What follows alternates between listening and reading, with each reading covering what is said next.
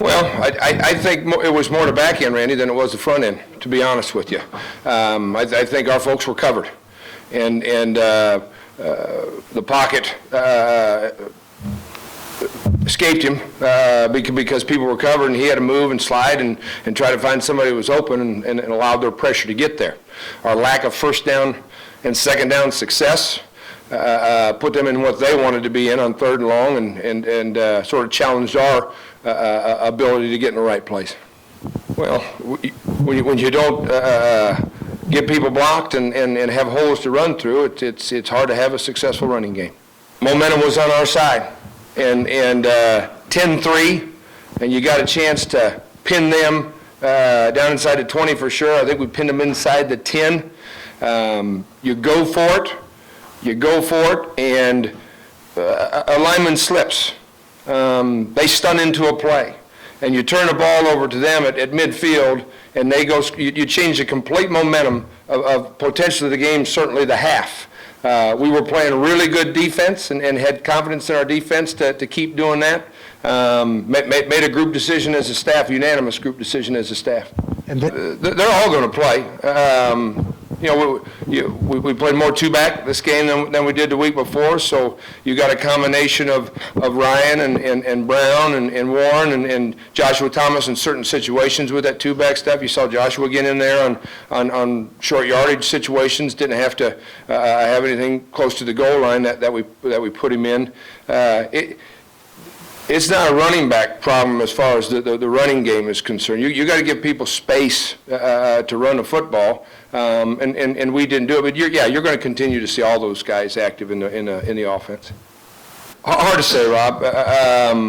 Did we lose one of our better defensive players? Sure, but I don't know how Vernell and Bobby played.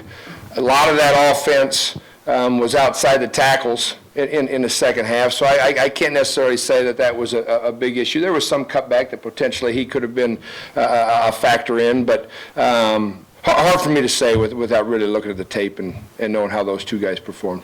Coach. Absolutely. We're disappointed, and we're disappointed for exactly that reason. We played a tremendous first half, and there's no reason we should have played the way we did in the second half. So first of all, you got to find those answers. Why did we?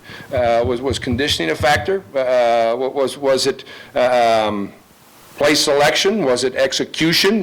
There's reasons there. It's our job as a program to discover them and not allow them to happen again.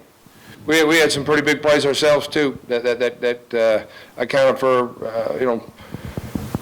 scoring drives and production of our own. So what I mean by that is in any football game, you're going to have big plays on both sides of the ball. You got to produce them as an offense or as a defense, and you got to work hard not to allow them when you're playing defense. And we gave up some just execution plays of theirs, and then we gave up some plays that broke down, and we didn't tackle very well on. There was too much arm tackling that took place tonight, and not enough feet and hip and body tackling. Saw a guy that played like he did in training camp, and that was fun to see. Had a great training camp, high energy, great concentration, improved toughness, caught the ball well, and he did those things tonight. Well, it sure did. The stadium felt that way too. And then we got a couple first downs, I believe, or we at least pushed it out to midfield and then stubbed our toe again. And never could put together enough series of first downs or hit a big play in the second half to get that anchor off us.